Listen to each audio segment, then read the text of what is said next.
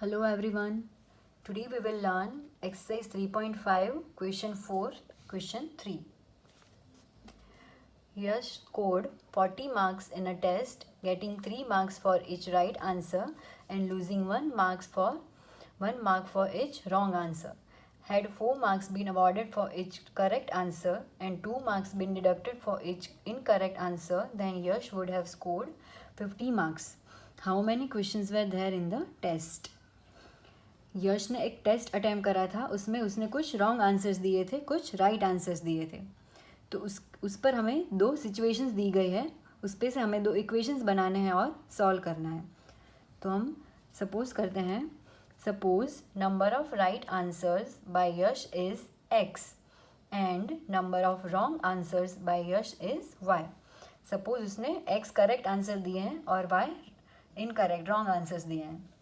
Okay, अब हम first situation देखेंगे. Yash scored 40 marks in a test, getting 3 marks for each right answer. Okay, यहाँ पर हमने सपोज किया है कि नंबर ऑफ राइट आंसर्स क्या है x, और उसे हर एक मतलब ईच करेक्ट आंसर के लिए ही गेट 3 मार्क्स. तो टोटल x करेक्ट आंसर के लिए उसे कितने मार्क्स मिलेंगे? 3x, right. ओके, तो ये आ गया 3x. And losing 1 mark for each wrong answer. Correct answer के लिए उसे 3 मार्क्स मिल रहा था हर एक करेक्ट आंसर के लिए, और हर एक इनकरेक्ट आंसर के लिए 1 मार्क डिडक्ट हो रहा है. पर नंबर ऑफ रॉन्ग आंसर्स क्या है? y. तो एक इनकरेक्ट आंसर के लिए अगर 1 मार्क डिडक्ट होता है तो y इनकरेक्ट आंसर्स के लिए कितने होंगे? y. Okay, so number of correct answers के लिए कितने मार्क्स हैं? 3x, और इनकरेक्ट के लिए y. 3x minus y is equal to 40. यहाँ पर माइनस क्यों डाला हमने? क्योंकि ये y मार्क्स डिडक्ट हो रहा है, इसलिए 3x minus y is equal to 40. ये बन गया इक्वेशन नंबर 1. ओके, नाउ दूसरी condition, had 4 marks been awarded for each correct answer and 2 marks been deducted for each incorrect answer. दूसरी कंडीशन में क्या है कि हर एक करेक्ट आंसर के लिए 4 मार्क्स मिल रहे हैं. हमने सपोज किया है number of right answers are x. तो एक राइट आंसर के लिए अगर 4 मार्क्स मिल रहे हैं तो x राइट आंसर्स के लिए कितने होंगे? 4x, right. या सो यहाँ पर आ गया 4x. Now 2 marks been deducted for each incorrect answer. Now number of incorrect answers is y. अगर हर एक इनकरेक्ट आंसर के लिए 2 मार्क्स डिडक्ट हो रहे हैं तो y इनकरेक्ट आंसर्स के लिए कितने डिडक्ट होंगे? 2y. और यहाँ पर माइनस क्यों है? क्योंकि ये मार्क्स डिडक्ट हो रहे हैं. So 4x minus 2y is equal to 50. ये बन गया इक्वेशन नंबर 2. नाउ हमें 2 इक्वेशंस मिल गए. अब हमें किसी भी एक एल्जेब्रिक मेथड यूज़ करके इन्हें सॉल्व करना है. Suppose we will solve this equations using cross multiplication method.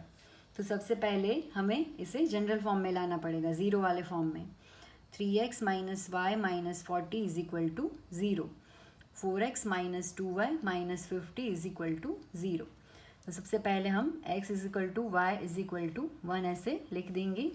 Now x के डिनोमिनेटर में हम लिखेंगे y के कोफिशिएंट्स एंड कांस्टेंट टर्म्स. तो क्या है वो? -1 -2 -40 -50.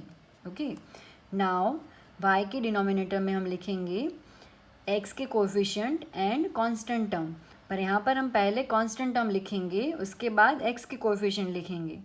सो -40 -50 3 एंड 4. नाउ 1 के डिनोमिनेटर में आएंगे x के कोफिशिएंट एंड y के कोफिशिएंट. So 3 4 and -1 -2. अब हमें क्रॉस मल्टीप्लिकेशन करना है. तो पहले -1 का -50 से इस नंबर का इस नंबर से, उसके बाद इस नंबर का इस नंबर से. उसी हिसाब से यहाँ पर भी ऐसे और यहाँ पर इस तरह से, right. So x upon -1 multiply by -50 minus -2 multiply by -40 is equal to y upon 4 multiply by -40 -3 multiply by -50. is equal to 1/3 multiplied by -2 minus 4 multiplied by -1. So x upon -1 multiplied by -50 is 50 minus -40 multiplied by -2 is +80, पर आगे minus है तो -80 is equal to y upon 4 multiplied by -40 is -160. 3 multiplied by -50 is -150, पर आगे minus है तो +150 is equal to 1/3 multiplied by -2 is -6 and 4 multiplied by -1 is -4 minus +4. Okay, so x upon 50 minus 80 is -30. Y upon -160 plus 150 is -10 and 1 upon -6 plus 4 is -2.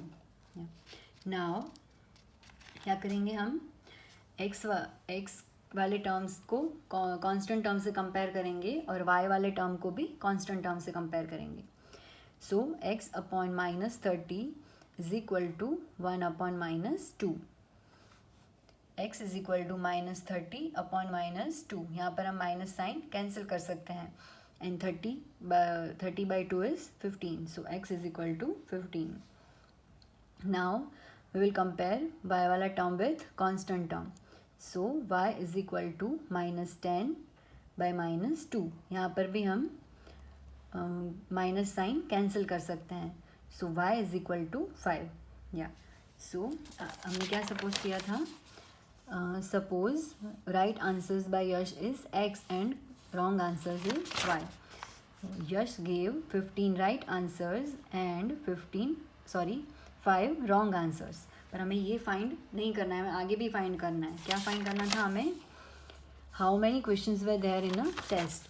So number of questions is equal to 15 plus 5. 15 plus 5 which is 20.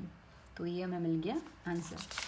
अगर आपको ये equation बनाने में दिक्कत हो रही है या तो कोई क्वेश्चन है तो प्लीज़ मुझे कमेंट सेक्शन में बताइए, मैं सॉल्व करूँगी.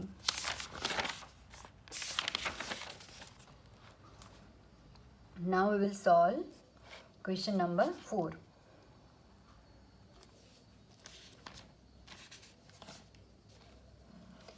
Places A and B are 100 km apart on a highway.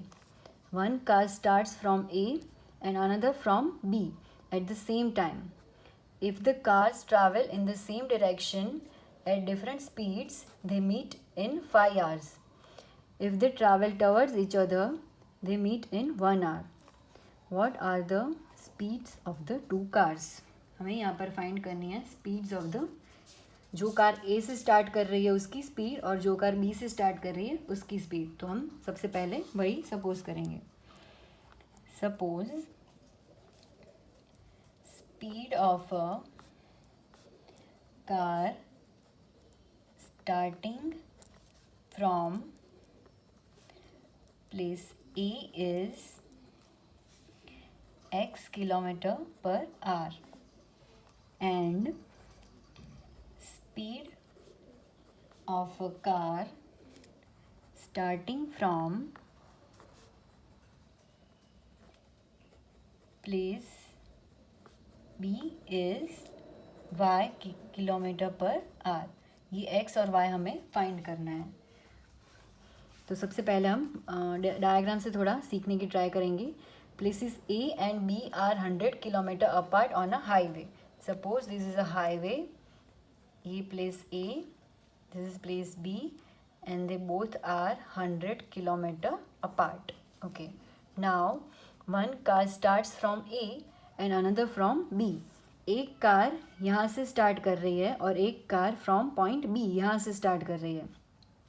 At the same time, if the car travel in the same direction, दोनों अगर इसी डायरेक्शन में सेम डायरेक्शन में जाती है, they meet in a 5 hour.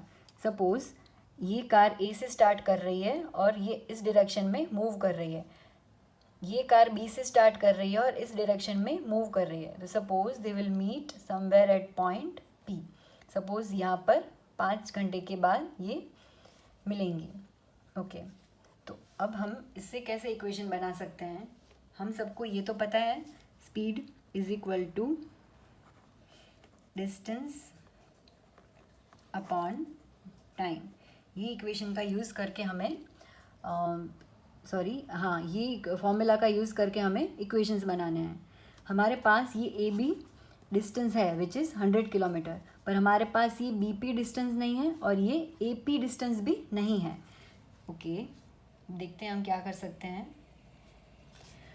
For a car starting from A, जो A से start कर रही है उस कार के लिए हम ये फॉर्मूला यूज़ करेंगे, speed is equal to distance upon time.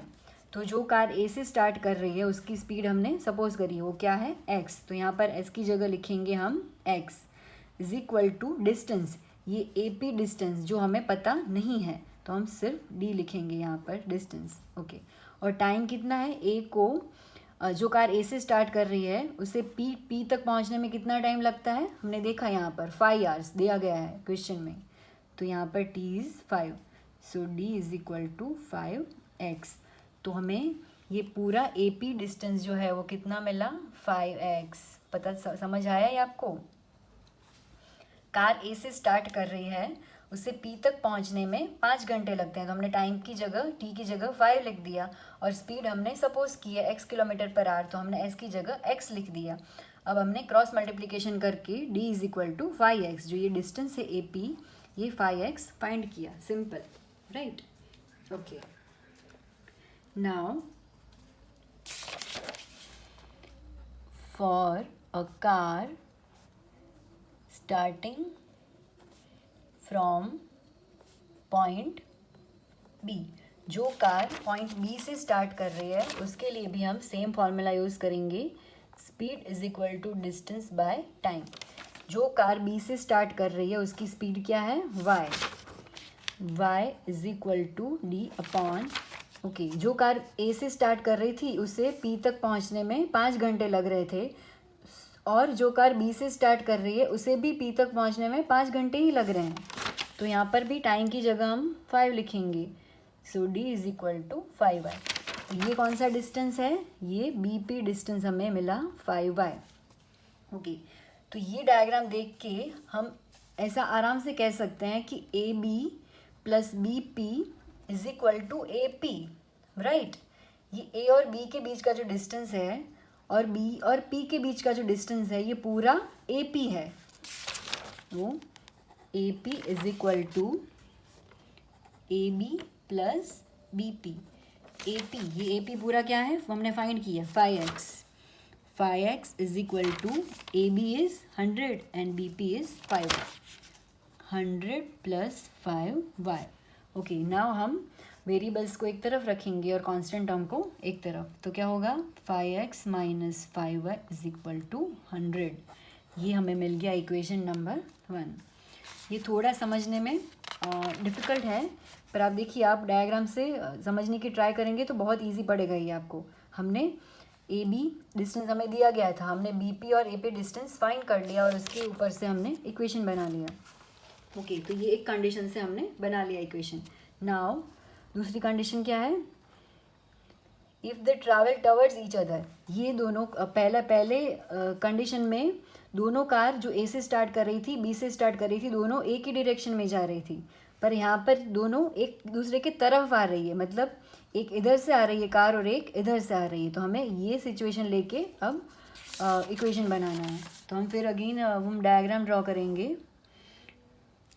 Suppose ये पॉइंट ए है और ये पॉइंट बी है। एक कार ए से स्टार्ट कर रही है, इस डायरेक्शन में जा रही है, एक कार बी से स्टार्ट कर रही है, इस डायरेक्शन में जा रही है, तो they will meet somewhere at point suppose Q. Suppose दोनों कार यहाँ पर बीच में मिल रही है क्यू में। ओके, हमें आगे दिया गया था कि ए और बी के बीच का डिस्टेंस क्या है, 100। हमें ये पूरा 100 है, ये पता है। तो आगे हमने जैसे ए पी और बी पी फाइंड किया था, उसी तरह हमें यहाँ पर ए क्यू और क्यू बी फाइंड करना है।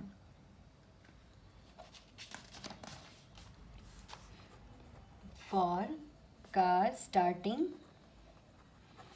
फ्रॉम प्लेस ए, जो प्लेस ए से स्टार्ट कर रही है उस कार के लिए speed is equal to distance upon time. हमने आगे सपोज किया है कि जो कार ए से स्टार्ट कर रही है उसकी स्पीड है x, डिस्टेंस हमें पता नहीं है और टाइम कितना लग रहा है उससे, आगे हमें सब में दिया है टाइम कितना लग रहा है 1 आवर, तो हम यहाँ पर लिखेंगे 1। So d is equal to x, ये हमें एक मिल गया। ये कौन सा डिस्टेंस मिला हमें, AQ, ये x मिला हमें, right. Okay, now for car starting from place B, जो प्लेस B से स्टार्ट कर रही है ये कार के लिए speed is equal to distance upon time. हमने आगे सपोज किया था कि जो कार B से स्टार्ट कर रही है उसकी स्पीड क्या है y, डिस्टेंस हमें पता नहीं है और टाइम कितना लगता है उसे भी 1 hour. So 1 hour, so d is equal to y। तो ये QB है, ये जो डिस्टेंस है B को Q तक पहुंचने में कितना डिस्टेंस है वो y। ओके, नाउ आगे जैसे हमने किया था कि ये हम AQ और QB दोनों को ऐड करें तो हमें पूरा AB मिलेगा, तो ये भी सेम चीज़ यहाँ पर अप्लाई होगी।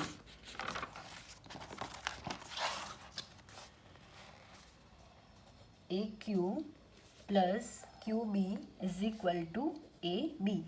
AQ क्या था फाइंड किया हमने x, plus QB is y is equal to AB is 100, तो ये मिल गया इक्वेशन नंबर 2। ओके, तो हमें 2 इक्वेशंस मिल गए। अब हमें सॉल्व करके x और y फाइंड करना है। हम ये सब्स्टिट्यूशन मेथड यूज़ करेंगे और यही इक्वेशन हम कंसिडर करते हैं और हम x को सब्जेक्ट बनाते हैं, तो क्या होगा, x is equal to 100 minus y, ये equation number 3। Now put value of x from equation 3 in equation 1। Equation 1 क्या था, 5x, क्या था equation 1, 5x minus 5y is equal to 100, 5x minus 5y is equal to 100। यहाँ पर हमें x is equal to 100 minus y substitute करना है। 5x is 100 minus y minus 5y is equal to 100, 500 minus 5y minus 5y is equal to 100। हम y वाले terms एक तरफ रखेंगे और कांस्टेंट टर्म्स दूसरी तरफ। सो ये 500 इस तरफ जाएगा तो minus 500, minus 10y is equal to minus 400। दोनों तरफ से हम माइनस साइन कैंसिल कर सकते हैं। So y is equal to 400 divided by 10, so y is equal to 40। Now put y is equal to 40 in equation 3। ये करके हम x फाइंड करेंगे।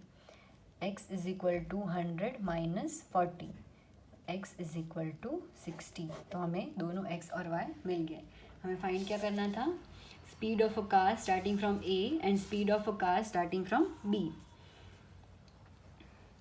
Speed of a car starting from point A is x क्या है 60 kilometre per hour and speed of a car starting from point B is y which is 40 kilometre per hour. तो ये है हमारा answer. ये थोड़ा equation बनाने में ही टफ था, बाकी हमें सोल्यूशन की मेथड्स तो पता ही है। तो अगर आपको कोई भी डाउट है, कोई भी क्वेरी है, तो please let me know in the comment section, I will be happy to solve it. And अगर आपको मेरे वीडियोस और कंटेंट पसंद आ रहा है तो प्लीज़ सब्सक्राइब कीजिए और लाइक भी कीजिए, अपने फ्रेंड्स के साथ शेयर भी कीजिए। Thank you.